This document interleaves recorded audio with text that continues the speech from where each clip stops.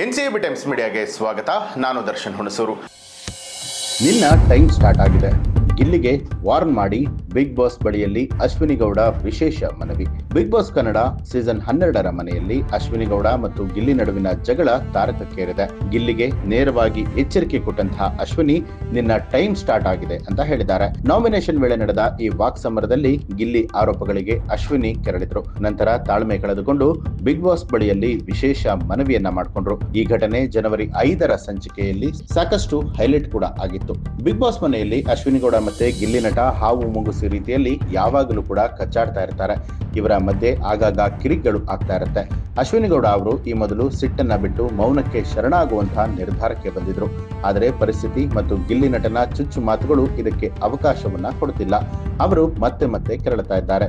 ಈಗ ಗಿಲ್ಲಿಗೆ ಅಶ್ವಿನಿ ಗೌಡ ನೇರವಾಗಿ ವಾರ್ನಿಂಗ್ ಮಾಡಿದ್ದಾರೆ. ಗಿಲ್ಲಿ ಅವರು ಅಶ್ವಿನಿ ಅವರನ್ನ ನಾಮಿನೇಟ್ ಮಾಡಿದ್ರು. ಈ ವೇಳೆ ಅಶ್ವಿನಿ ವಿರುದ್ಧ ಗಿಲ್ಲಿ ಒಂದಷ್ಟು ಆರೋಪಗಳನ್ನ ಮಾಡಿದ್ರು.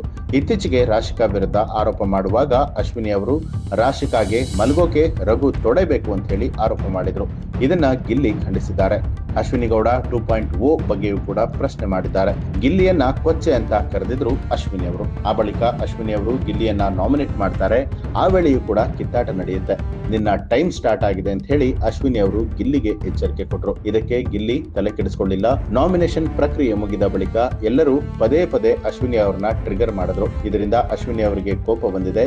ಆದ್ರೂ ಕೂಡ ಅವರು ಅದನ್ನ ಅದುಮಿಟ್ಕೊಂಡಿದ್ರು. ಇದೆಲ್ಲವನ್ನ ಸಹಿಸಿಕೊಳ್ಳೋದಕ್ಕೆ ತಾಳ್ಮೆ ಕೊಡಿ ಅಂತ ಹೇಳಿ ಬಿಗ್ ಬಾಸ್ ಬಳಿಯಲ್ಲಿ ಅವರು ವಿಶೇಷವಾಗಿ ಮನವಿಯನ್ನ ಮಾಡಿಕೊಂಡಿದ್ದಾರೆ. ಅಶ್ವಿನಿ ಗೌಡ ಅವರು ಫಿನಾಲೆಗೆ ಏರುವಂತಹ ಕನಸನ್ನ ಕಾಣ್ತಿದ್ದಾರೆ. ಅವರು ಗೆಲ್ಲಬೇಕು ಅನ್ನುವಂಥದ್ದು ಕೆಲ ಅಭಿಮಾನಿಗಳ ಕೋರಿಕೆ. ಗಿಲ್ಲಿ ನಟ ಅವರಿಗೆ ಉತ್ತಮ ಪ್ರತಿಸ್ಪರ್ಧಿಯಾಗಿ ಅವರು ಕಾಣಿಸಿಕೊಂಡಿರುವಂಥದ್ದು ಸುಳ್ಳಲ್ಲ. ಇನ್ನು ಬಿಗ್ ಬಾಸ್ ಕುರಿತಾದ ಇದೇ ರೀತಿಯಾದ ಹಲವು ಮಾಹಿತಿಗಳಿಗಾಗಿ ಈಗಲೇ NCAB ಟೈಮ್ಸ್ ಮೀಡಿಯಾ ಚಾನೆಲ್ ಅನ್ನ ಸಬ್ಸ್ಕ್ರೈಬ್ ಮಾಡಿ, ಬೆಲ್ ಐಕಾನ್ ಒತ್ತಿ.